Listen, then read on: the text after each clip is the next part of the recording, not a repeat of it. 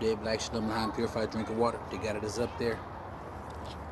I got it is right here.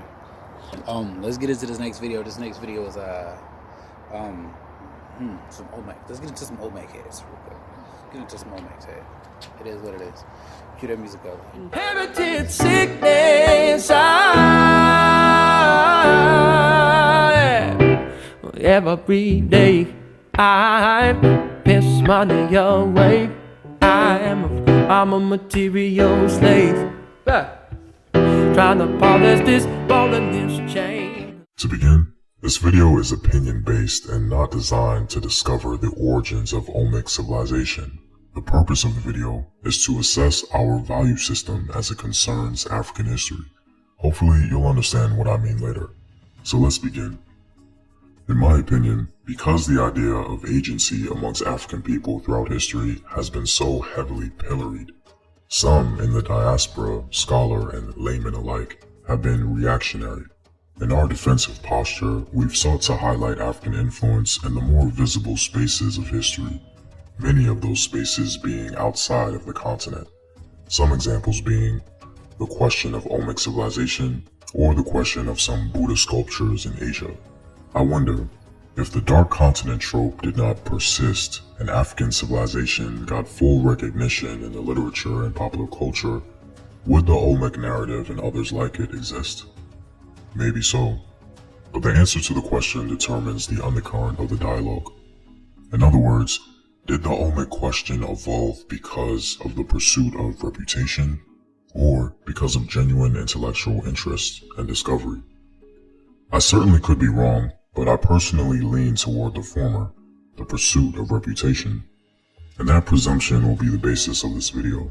The reason why I lean more in that direction is because it seems to be a human trait. For example, ancient Egypt is perhaps the most respected civilization in human history. Because of this perception, many people lay claim to its founding. It's a very long human tradition.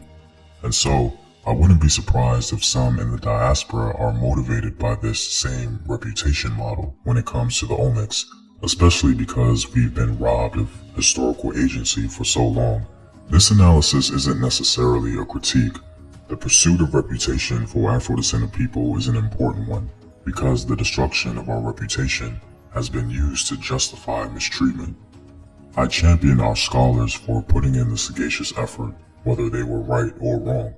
The world, at the very least, desperately needed an introduction to African agency.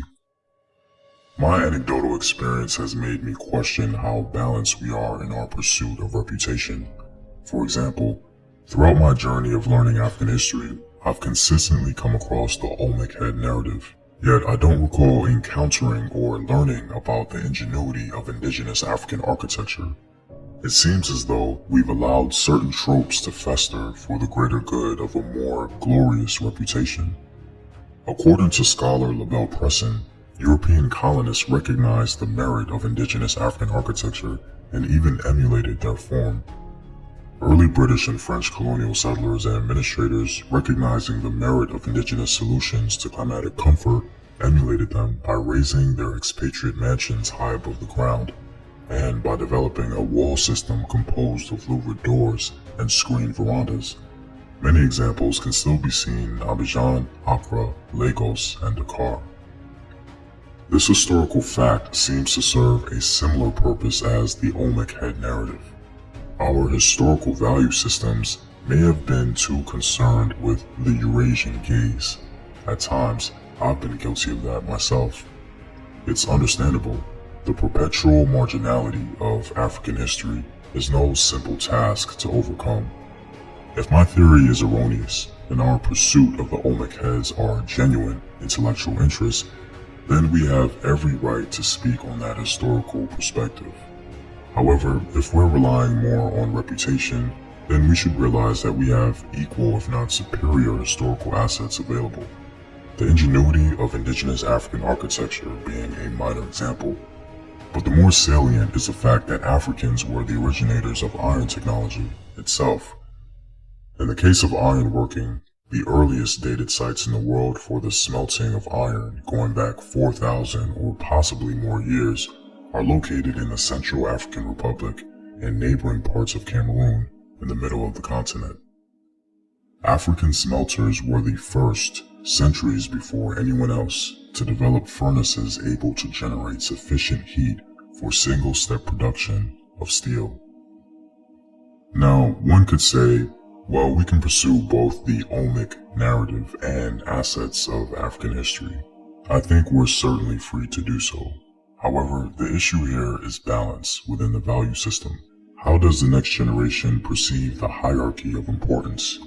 If the monomania around Olmec heads or anything of the like outside of the continent supersedes African iron technology, architectural ingenuity, or other assets, we may have to consider what message that sends.